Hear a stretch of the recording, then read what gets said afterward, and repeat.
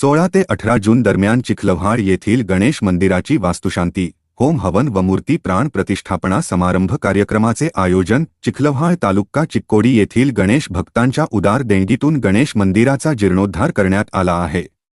या मंदिराची वास्तुशांती, होम हवन व मूर्ती प्राणप्रतिष्ठापना समारंभ मंगळवार तारीख 16 ते गुरुवार तारीख 18 जून दरम्यान पुढीलप्रमाणे आयोजित करण्यात आले आहे। मंगळवार तारीख 16 रोजी सकाळी 11 वाजता श्री गणेश मूर्तीचे भव्य आगमन व गावातील मुख्य रस्त्यावरून भव्य मिरवणूक। दुपारी 3 वाजता कन्नड मराठी मुलांची शाळा मैदान येथे श्री संत ज्ञानेश्वर माऊली महाराज सोहळ्यातील अश्वांचा रिंगण सोहळा व त्यानंतर सायंकाळी उपस्थित सर्व भक्तांना श्री गणेश मंदिर येथे महाप्रसाद।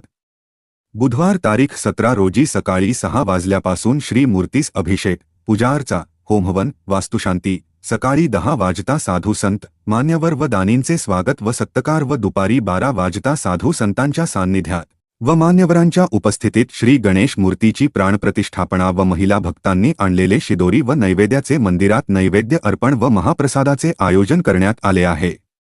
सायंकाळी 7 ते 9 वाजता गुरुवर्य श्री योगीराज महाराज गोसावी पैठणकर श्री संत शांती ब्रह्म एकनाथ महाराज यांचा कीर्तनाचा कार्यक्रम व त्यानंतर रात्री 9 वाजता महाप्रसाद। गुरुवार तारीख 18 रोजी सकाळी 6 वाजलेपासून श्री गणेश मूर्तीस जलाभिषेक व श्री गणेश यागपूजन। सकाळी 10 वाजता या संपूर्ण कार्यक्रमास सहकार्य लाभलेल्या सर्व दानी, मान्यवर व गणेश भक्तांचा सत्कार व दुपारी 12 वाजता महाप्रसाद।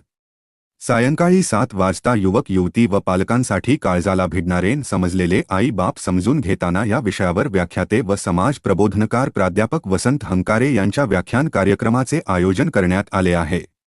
तर शनिवार तारीख 20 रोजी सायंकाळी 7 वाजता प्राध्यापक डॉक्टर संजय पाटील कोल्हापूर चिखलव्हाळ यांच्या हसण्यासाठी जगाव जगण्यासाठी हसा या विनोदी हास्य कार्यक्रमाचे आयोजन करण्यात आले आहे।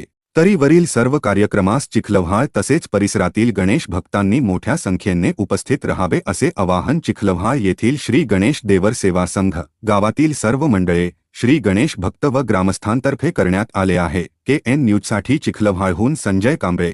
बातमी